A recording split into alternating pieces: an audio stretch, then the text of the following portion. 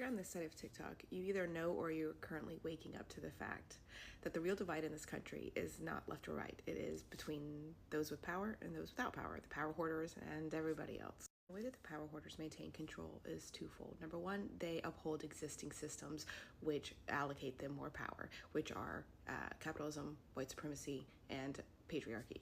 An example of this is the fact that capitalism keeps people so busy and so tired that they don't have the time or energy to organize effectively. Or how patriarchy does capitalism the favor of exploiting the unpaid labor of women to keep the wheels of capitalism turning, with the added benefit of making it more difficult for those socialized as women to hold leadership positions when those socialized as women are those that possess the best skills to lead us. The second way that the power hoarders maintain control is to control the narrative. A big part of that narrative is to give people somebody to blame, somebody to other for their circumstance that isn't actually the power hoarders. They tell the people on the right that their struggles are attributable to immigrants and trans people and abortion. They tell the people on the left that their biggest threat is MAGA and evangelical Christians, when the reality is that those groups of people are just those that are easiest to exploit to perpetuate the agenda that the power hoarders already wanted. An example of this are that the power hoarders are very concerned about declining birth rates and what that means for the economy, and so they utilize the evangelical Christians to get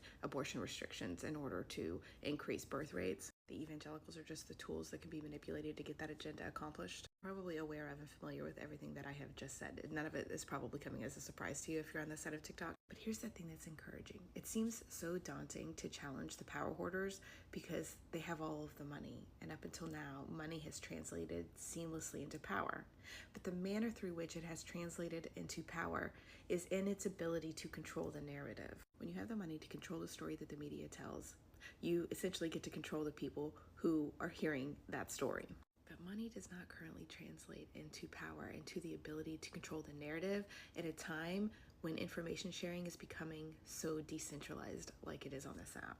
The more decentralized information sharing gets, the lower the exchange rate from money into power. They're gonna have to spend 2, 3, 4, 5 times as much money to get their narrative in front of us, if they can even do that with fewer and fewer people engaging with traditional media and legacy media and more people engaging with content on here. When we engage with the decentralized information being shared on here, we remember that we have strength in numbers, which is something the power hoarders will never have.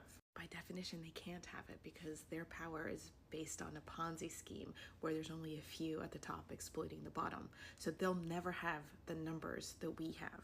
That's why they need the narrative. And with regard to their other control mechanism, the upholding of current power structures under white supremacy, patriarchy, and capitalism, the more we deconstruct from those ideologies, the more we question everything, the more we realize how insidious they are, the more we recognize that they touch every facet of our lives, and we start to question and untangle them, we undercut that power structure as well. I see a lot of people really antsy on this app. Let's do something. Let's take it to them now. Let's get in the streets. Let's do this general strike now. But what we are doing here, the deconstruction that is happening, the organizing that is happening, the decentralized information sharing that is happening, that is the revolution. Once enough people have deconstructed and are not buying into and perpetuating those systems, that is our moment for changing the outer world. When we opt out of our current systems and we start taking care of one another through community and mutual aid, and through community we become less dependent on the dopamine hits of alcohol and consumerism and all of the other things. We'll become less dependent on that, and we check out of those systems because we are actually getting the needs met for community that we have always had. That when we're actually taking care of each other so that we can afford to do things like strikes and long-term boycotts, that is the moment that we act. But that's almost, in a way, the epilogue of the revolution. The revolution itself is the changing of hearts, minds, perceptions that is happening right now in real time. The external changes that are going to happen as a result of that deconstruction, of that decentralized information sharing, will be organic. It won't even be like we have to tell people buy less things, because the need to buy less things is because of the absence of belonging and community and all of those other things. When we solve for that, the change will happen organically.